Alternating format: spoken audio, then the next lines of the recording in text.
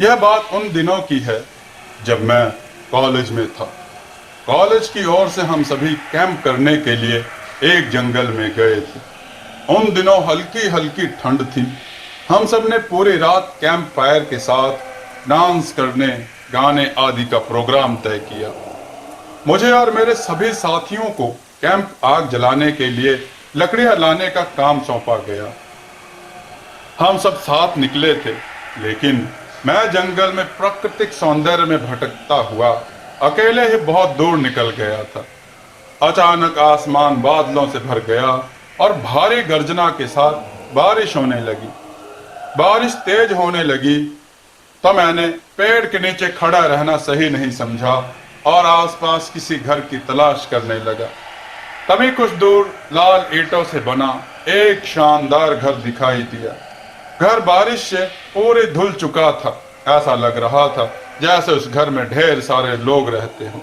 मैं तेजी से भागता हुआ उस बिल्डिंग में घुस गया और सामने से आती हुई एक खूबसूरत नर्स से टकराते टकराते बचा। नर्स ने मुझे घूर कर देखते हुए कहा, बहुत ज्यादा भीग गए हो, सर्दी लग जाएगी। उधर बाईं तरफ एक स्टोर रूम है, वहां जो भी मिले उससे कहना सिस्टर जूलिया ने सूखे और साफ कपड़े मुझे देने को कहा है, वह तुम्हें कपड़े दे देगा। मैं हक्का बक्का मुंह फाड़े सिस्टर जूलिया को देखता रहा।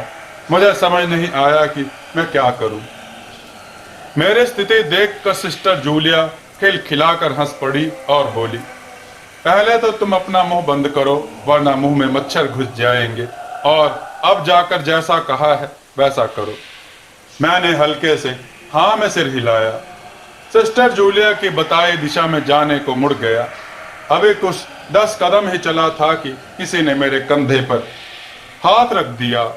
मैं चौंक कर पीछे मुड़ा और मेरे सामने आर्मी की वर्दी में मुस्कुराता हुआ एक युवक खड़ा था। मेरा आश्चर्यचकित चेहरा देखकर उस युवक को हंसी आ गई। उसने दृढ़ स्वर में धीमे से कहा, मैं कैप्टन विनोद, यह हमारे देश की आर्मी का हॉस्पिटल है।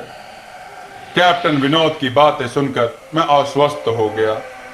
मैं धीरे धीरे सामान्य हो गया। मैंने कैप्टन विनोद को सिस्टर जूलिया की कही बातें बताई। मेरी बात सुनकर कैप्टन विनोद के चेहरे पर रहस्यमयी मुस्कान आ गई। कैप्टन विनोद बोले, तुम सिस्टर जूलिया से भी मिल चुके? जी। क्या मतलब है आपका? कुछ नहीं, चलो मैं तुम्हें सूखे कपड़े देता हूं, तुम कपड़े चेंज कर लो, नहीं तो सच में सर्दी लग जाएगी। मैं कैप्टन विनोद के पीछे पीछे एक बड़े से कमरे में पहुंच गया। कमरे के चारों ओर हरे रंग के पर्दे लगे हुए थे। एक तरफ बड़ा सा बेड पड़ा हुआ था। बेड के सामने एक सोफा था। बीच में एक टेबल था जिस पर 2 गिलास, एक बड़ी बोतल ब्रांडी की और 1-2 पत्रिकाएं पड़ी हुई थी। कमरे के एक कोने में बड़ी सी अलमारी थी जिसमें से कैप्टन विनोद ने मेरे लिए आसमानी रंग का कुर्ता पैजामा निकाल कर मुझे दिया और कमरे से लगे बाथरूम की तरफ इशारा किया। मैं बाथरूम से कपड़े बदलकर जैसे ही निकलने लगा, मेरी नजर बाथरूम की एक दीवार पर पड़ी। वह खून के छींटों से भरी हुई थी। यह देखकर मैं घबरा गया और जल्दी से बाहर निकलने को मुड़ा ही था कि बाथरूम में लगे आईने में खुद को ही देखकर डर गया, क्योंकि आईने में मेरा पूरा शरीर तो नजर आ रहा था, लेकिन मेरे शरीर पर से मेरा सर गायब था। अब मुझे डर लगने लगा और मैं हड़बड़ाकर बाथरूम से निकल गया। मुझे इस तरह बाहर निकलते हुए देखकर कैप्टन विनोद ने हंसकर पूछा, क्या हुआ? अरे हाँ, तुमने तो अभी तक मुझे अपना नाम ही नहीं बताया। मैं वहां से निकलने लगा, तभी कैप्टन विनोद बोले, कहाँ जाओगे? बाहर बहुत तेज बारिश हो रही है। लेकिन अचानक तुम जाना क्यों चाह रहे हो, यह मैं समझ नहीं पा रहा।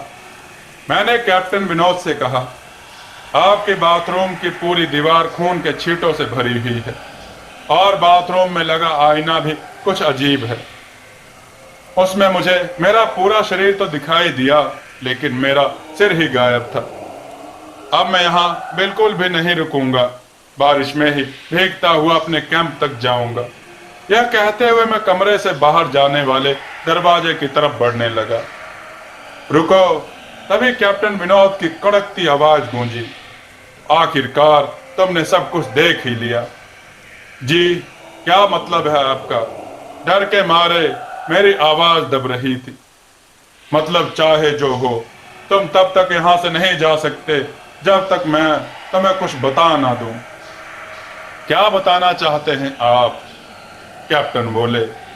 जो आज तक कोई ना जान सका वह मैं जानकर क्या करूंगा। प्लीज अब मुझे जाने दे, मैं डर से रुआसा हो गया।